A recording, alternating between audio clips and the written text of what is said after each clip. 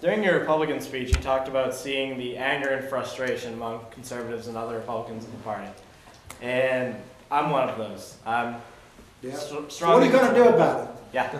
Well, my issue is this, is that looked online, there's videos of you speaking at an SEIU rally in Portland in favor of healthcare.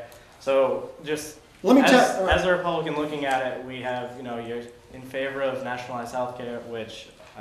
no, I'm not. You spoke at the rally of the SEIU, so I see. Would you like to have an answer to that question? I'd love to. All right, I'll give it to you. Go ahead. The biggest single problem in this nation is the high cost of health care. We're spending 17% of the gross national product on health care. The rest of the free world is doing it for 9 or 10%. And this is the biggest single threat to the national economy. And it's not any one sector of it, it's the whole thing. General Motors, people like to say, oh, it's the insurance companies. General Motors had no insurance company. It went bankrupt because it was trying to spend $1,500 per car on what? Health care. The message I delivered at that rally, and it's a message that I deliver to anybody who wants to hear it, is if we don't get health care costs under control in America, it's going to strangle us. And it's a bigger threat than Al-Qaeda. It's a bigger threat than the Chinese debt that we owe. We've got a $37 trillion unfunded liability to the Medicare system, which is purely medical. People like me, my age, who've contributed to Medicare for 45 years or so, say, oh, I paid for Medicare. I paid for my Medicare. I deserve it. I didn't pay for my Medicare. Neither has anybody in this room. Our grandchildren will have to pay for our Medicare. This is a sickness. It's an illness in our society. That guy, David Walker, who runs around for the Patterson Institute, is talking about this, is right on the money. If we as a nation don't get health care under control, we're going to strangle it. And it's not going to happen in Congress, I'm afraid. Because they were focused on, and they had a good point, the bill was focused on extending care to all of the uninsured and to everyone. My view is that the primary goal of that legislation should have been bringing costs under control, because that will also help access. And cost is the big issue. And I agree that we have a moral obligation to extending care to the uninsured population. I don't disagree with that goal. But they would have had Republican support for that bill if they had put as a first emphasis the bringing down of costs. Olympia Snowe would have been there right along with Collins and many of the others.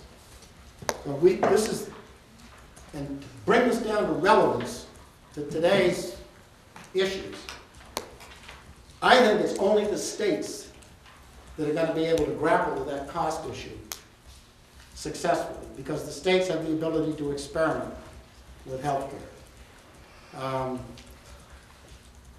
We have 5 or 6 things going on in the state right now. Many of these things I have sponsored or had a goal in developing.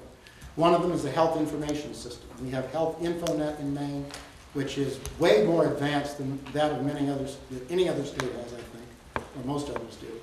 And we have an information technology system to remove, so the virtue of that system is that your records, there's some 600,000 records right now, people's records, are in this database with good privacy protections.